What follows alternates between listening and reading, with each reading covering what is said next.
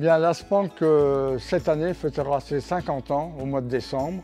Elle a été créée en 1972 par des médecins et des vétérinaires, un groupe d'amis des animaux.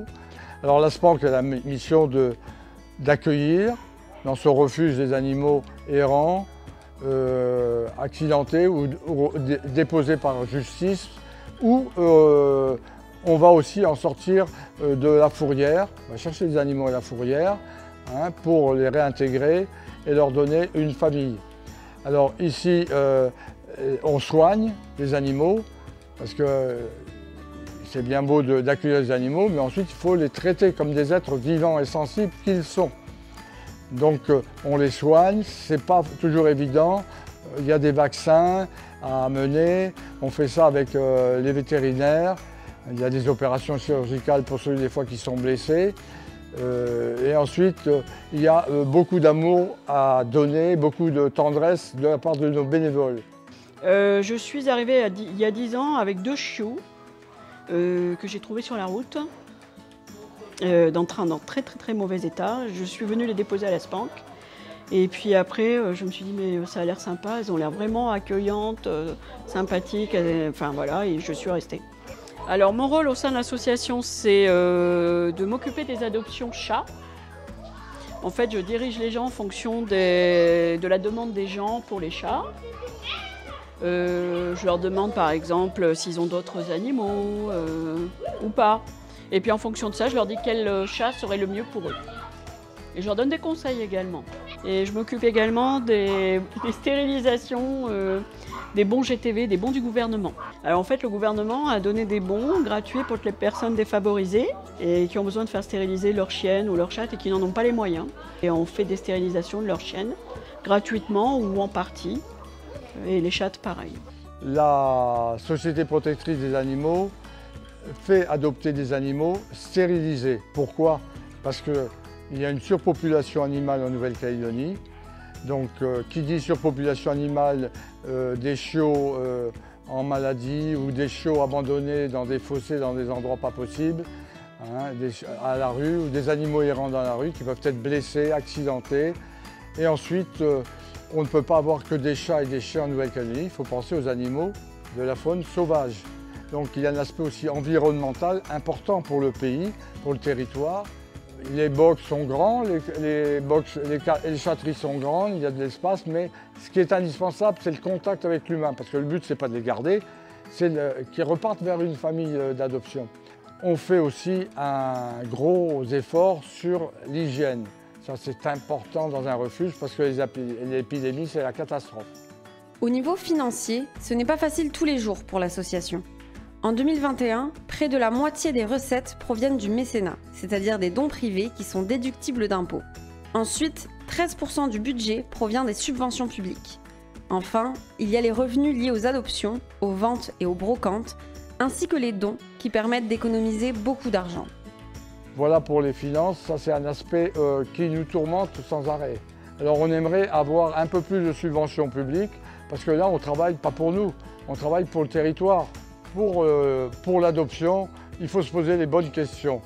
Ce n'est pas un cadeau de Noël, ce n'est pas un cadeau d'anniversaire, l'animal, parce qu'après l'événement familial passé, l'animal sera là. Par exemple, en 2021, on a vu beaucoup trop de gens qui quittaient la Calédonie, qui venaient pour abandonner leur animal en disant ben on vous le donne comme ça, on vous le confie.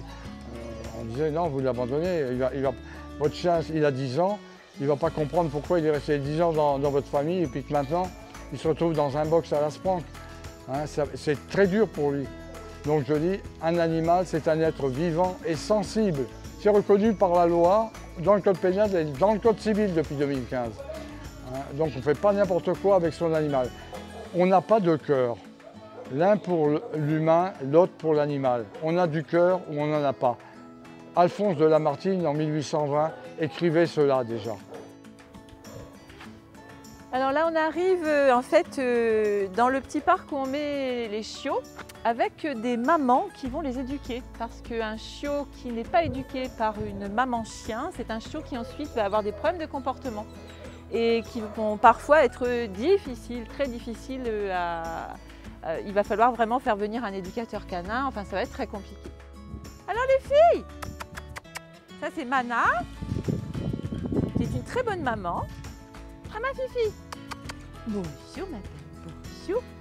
Et donc Kayla, et les chiots qui sont là ne sont pas les leurs, hein, ce sont simplement des chiots qui sont chez nous, qui ont été abandonnés. Et comme ils sont arrivés tout petits, eh bien on les a mis avec des mamans pour que les mamans puissent s'en occuper et les éduquer. Ça va ma fifi?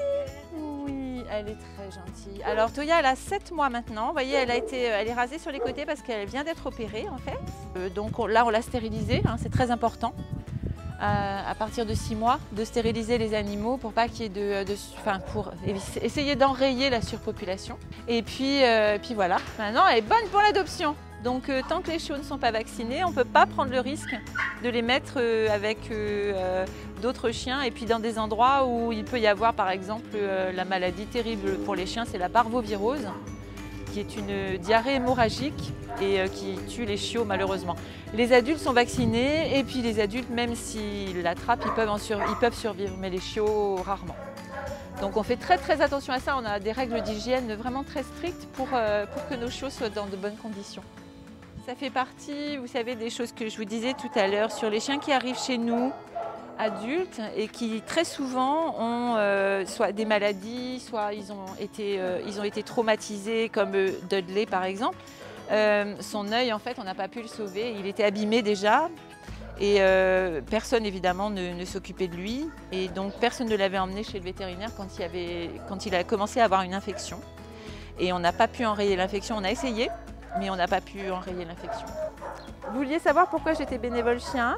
Je crois que je préfère les animaux en fait aux hommes.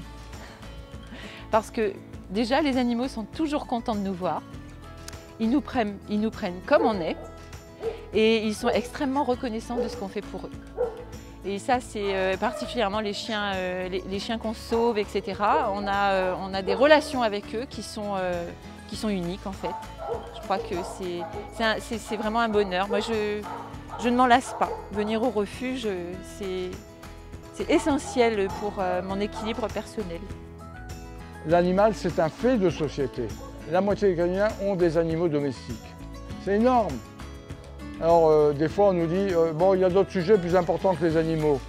Je dis non, c'est le quotidien des Calédoniens, c'est le quotidien des citoyens de ce pays. On est responsable de ce qu'on a apprivoisé. Antoine de Saint-Exupéry.